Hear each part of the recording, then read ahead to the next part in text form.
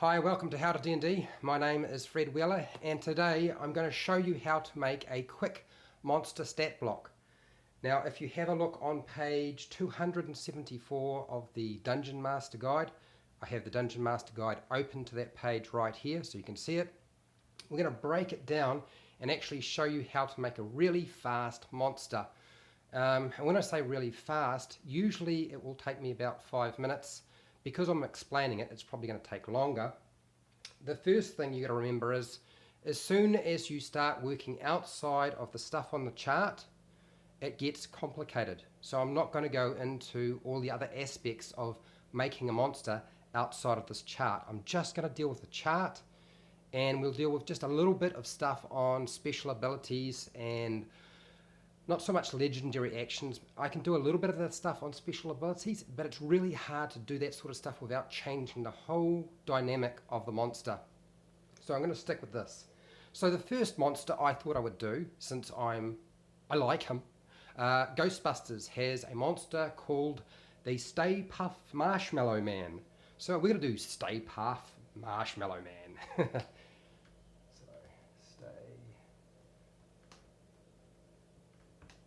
The Stay Puft Marshmallow Man. Now I figure, because I'm going to have to move things up and down a little bit, that I need to start at a DC that's pretty high, because he's a pretty big beastie. I'm going to give him a CR rating of 25. You can see on the charts right here. And because he's quite a large creature, I'm also going to give him a size category. That'll help me. So Gargantuan. Big G for Gargantuan. I'm sorry the camera is moving back and forth. It's probably because I keep moving in and out of the shot. The monster type, I would say this is a construct. You might want to call it something else. That's just really to give you an idea of what sort of monster it is.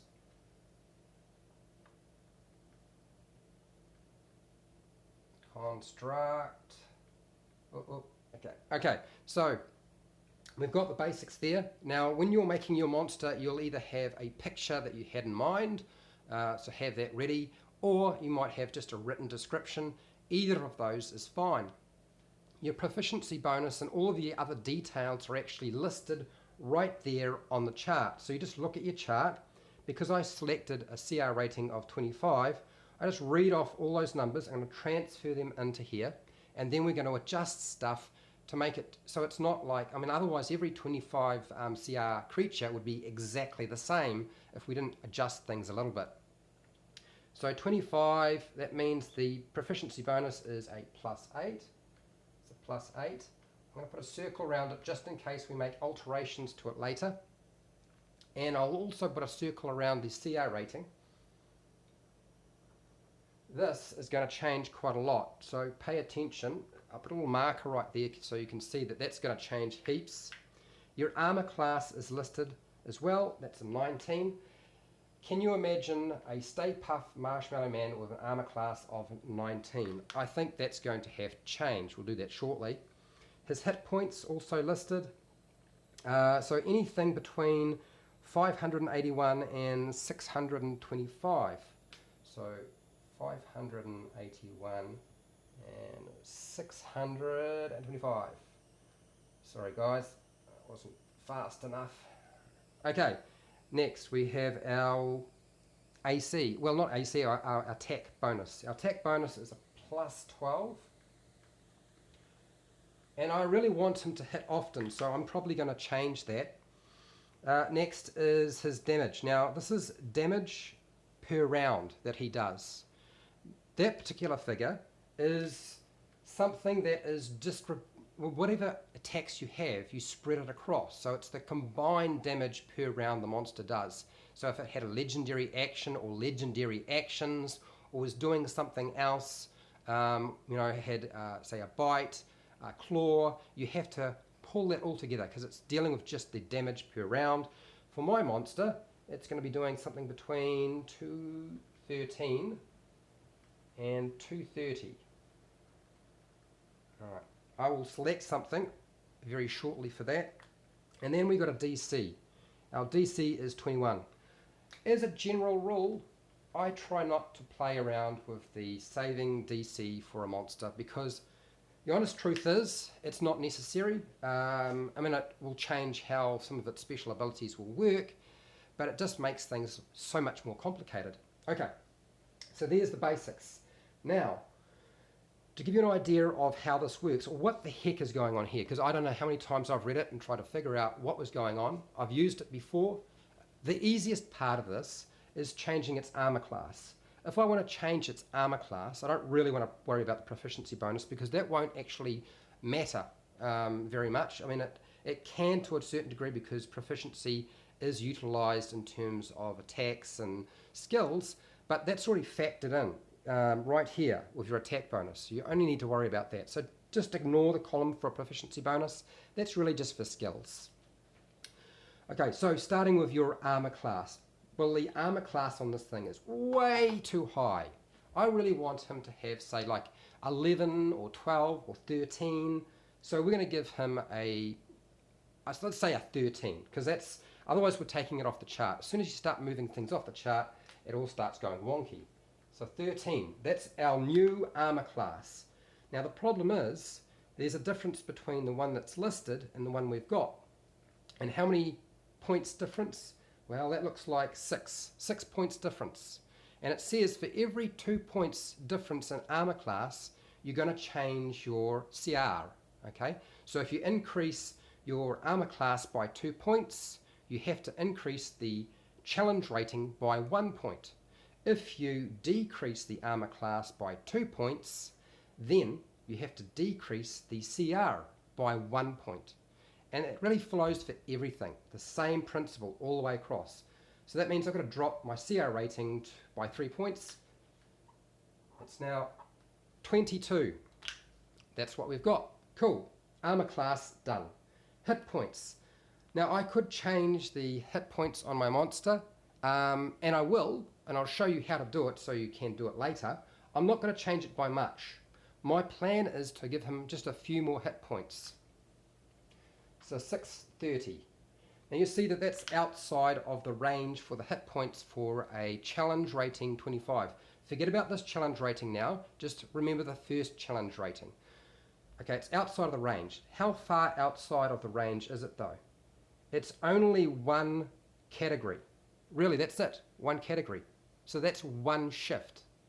Okay, unlike armor class, you get a range of figures with hit points.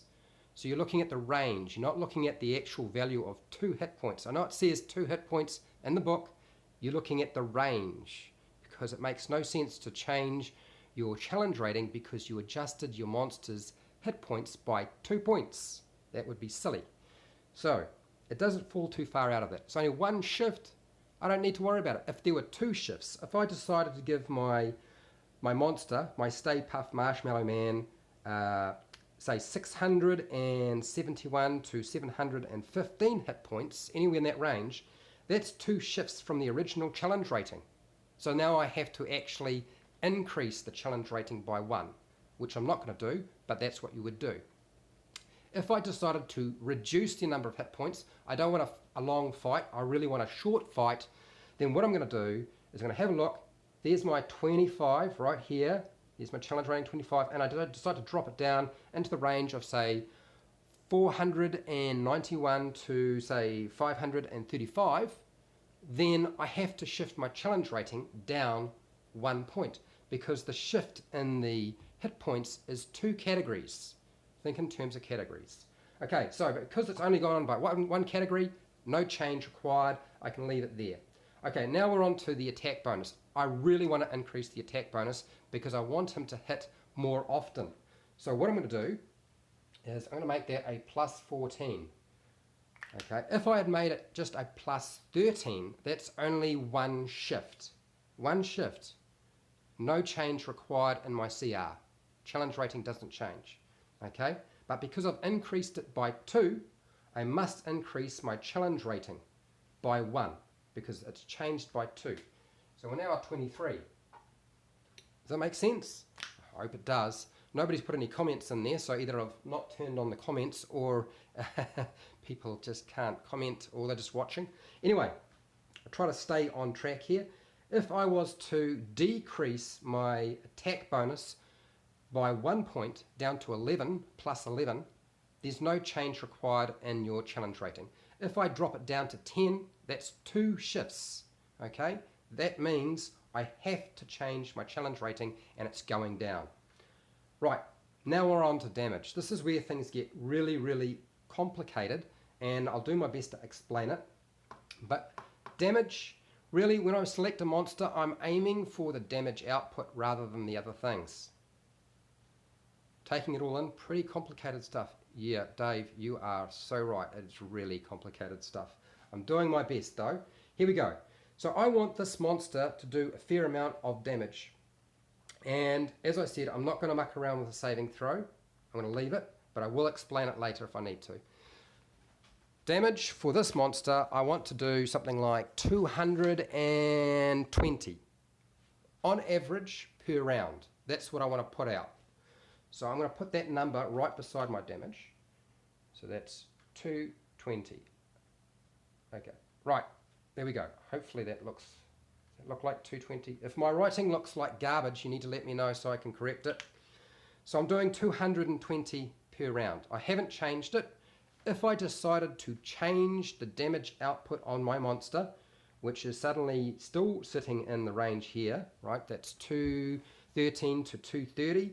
If I changed it down and I was doing between 195 to 212, that's only one category down, then I don't need to make any change to my CR.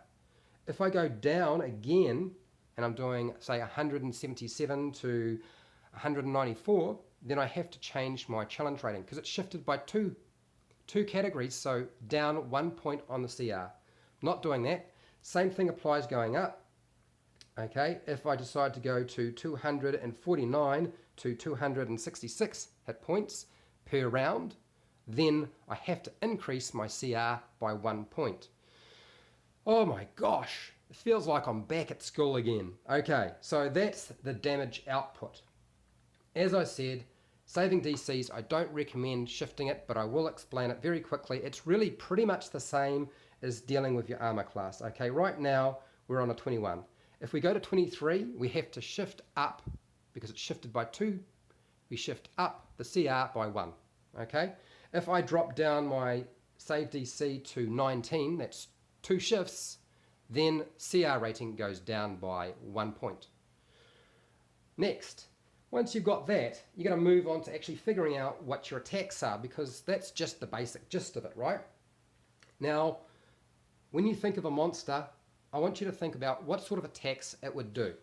And a Stay Puft Marshmallow Man for me is probably going to have 3 attacks. I could apply 5 attacks, but that would really make life difficult.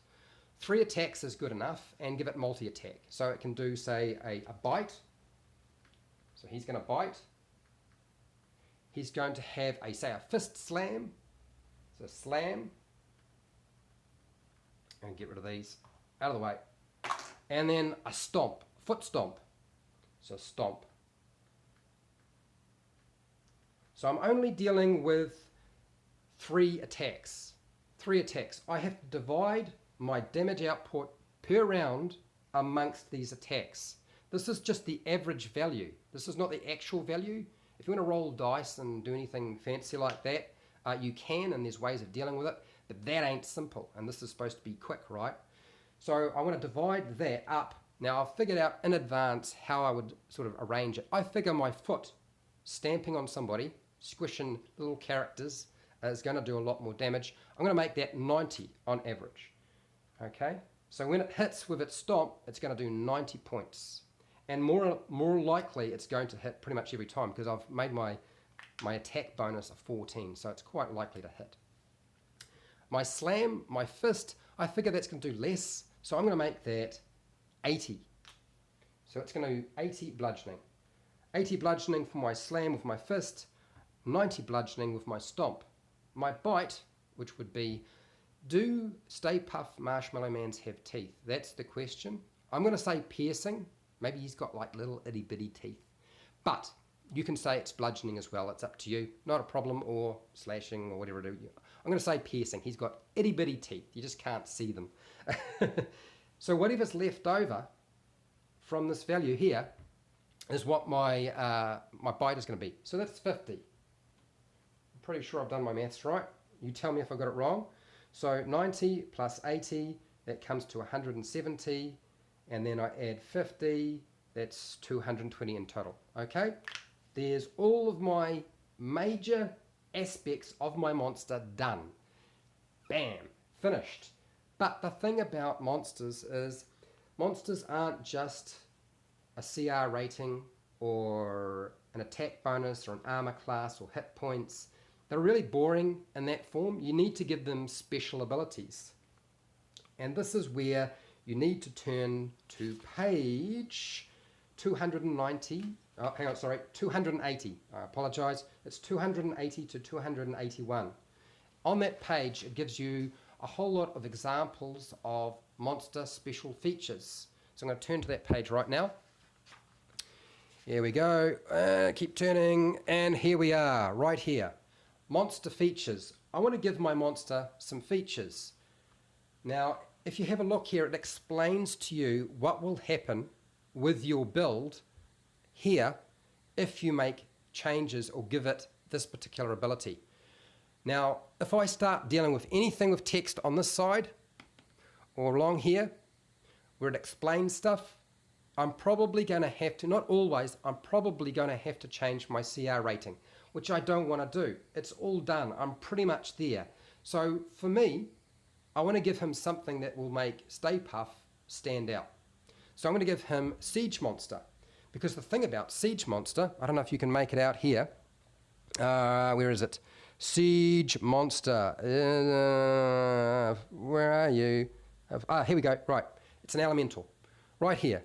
You see there's no writing beside that. It's just a dash. A dash means it's not going to affect your CR rating. It doesn't affect your challenge rating. So I can give this Siege Monster. Siege Monster. Okay, Siege Monster. He can pretty much do double damage to structures, you know, buildings, things like that. He can break stuff, and that makes sense for Stay Puft. The next thing I'm going to pick out, because I think it makes sense, is Immutable Form. He's a construct. I don't want them transforming my Stay Puft Marshmallow Man into a tiny little worm so they can squish him. So I'm going to give him Immutable Form, and the reason being, one, it makes sense, but there's no writing there. Doesn't change the CR rating, not even in the slightest. So Immutable Form, Immutable Form. All right, okay. And would you believe it? It's done. That's it. There's really not an awful lot more you need to do. You've got your CR rating, it's 23. And why the hell do we need to worry about the CR rating? Challenge rating, I've already talked about challenge ratings. They're not very accurate. They're not very helpful. The only reason I want the challenge rating by building my monster and getting the basics worked out is one, so that it stays relatively consistent with all the other monsters that I'm presenting. So much math. Ouch. Yeah, I do apologize, Dave. There is a lot of maths. And you're probably going to find yourself re-watching this a few times. But, I lost my train of thought there just a little bit. But the CR rating is only really important so you're consistent with the other monsters you present in your group. And the other reason is, if you use experience points, you need to know how many experience points to give to your players when they kill the Stay Puft Marshmallow Man. And if we have a look over here, going back, right over here, experience points, and it's based on challenge rating. So my challenge rating is now 23 because I've adjusted it, and that means they get 50,000 experience points for burning Stay Puft Marshmallow Man to the ground. And that's it. That's really the basics. Now this is quick. I mean, you can build monsters and get more complicated. You can add in legendary actions. I can do legendary actions. If I did that though, I have to spread the damage it does per round over all the attacks. If you wind up with like 3 attacks and you've got legendary actions taking place, then that's another 3 attacks I need to take into consideration, and then I need to divide up and figure out how much damage that's going to combine up to, because it needs to equal this. Does that make sense? I hope it does. I bet there's going to be a whole bunch of questions in the comments. I know a whole lot of people have been looking at stuff on YouTube and you're getting told, okay, just reskin a monster. And that's fine, you can reskin a monster, but I could essentially do a video on reskinning a monster and it would take 5 seconds or 10 seconds. If I was being a complete dick, I could spend 5 to 10 minutes explaining how to reskin monsters and you would probably learn nothing from it. So that is the basics. Obviously this is for your dungeon masters. Nobody's put any comments up or questions. If you have them, by all means ask those questions while I'm still here. I'll hang around for just a little bit, and I don't really want to add too much more because this video is already 20 minutes. My videos used to be nice and short, and I know that's one of the reasons people used to watch me, but I can't explain this stuff without using more time because it's really complicated, and all I've done is given you the absolute basics. If we start pulling in things like damage immunity and damage resistance and damage vulnerabilities, that changes your CR rating. It changes the monster quite significantly. Don't worry about things like ability scores, okay? It really doesn't matter what the ability scores are. You can give your monster skills, that won't change the CR rating of your monster in the slightest. What I will say though is something like perception and stealth have a significant effect on the gameplay in Dungeons & Dragons 5e. So if you decide to give your monster, Mr. Stay Puft Marshmallow Man, proficiency in perception and stealth, I don't know why you would, but you could, then you're going to find that it's going to have a much more likely chance of surprising your party and kicking their butt. So just bear that in mind. But all the other skills are not really a big issue. They won't affect the challenge rating. I want you to avoid things that are going to make things really complicated, because I mean you can start playing around with great video for review. Thanks Dave. Dave Forbes. I know you, Dave. Aren't you the guy who's been doing reviews on Dungeons and Dragons? You've done a whole bunch, I remember that. Anyway, I think that's pretty much it. Oh, last thing, almost forgot. Make sure you give your monster an initiative modifier. Almost forgot. You have to give your monster an initiative modifier, otherwise when you're rolling for initiative, you won't know what to roll. So just make a number up. That's what I usually do. My Stay Puft Marshmallow Man has a 13 for his AC, so I figure he's got at least 1 point in initiative, and so yeah, roll a 1, and roll a 20-sided dice and add 1 to that. Alright, I'll leave it running till 25, and then I'm going to stop, and that's it. I don't really have anything else to say. Please share, like, and subscribe if you found this video interesting and helpful. If you want to watch more of this sort of stuff, please watch my videos because it does help. If you have comments and questions, leave them in the comments and I will do my best to answer those questions. And till next time, keep rolling those 20s.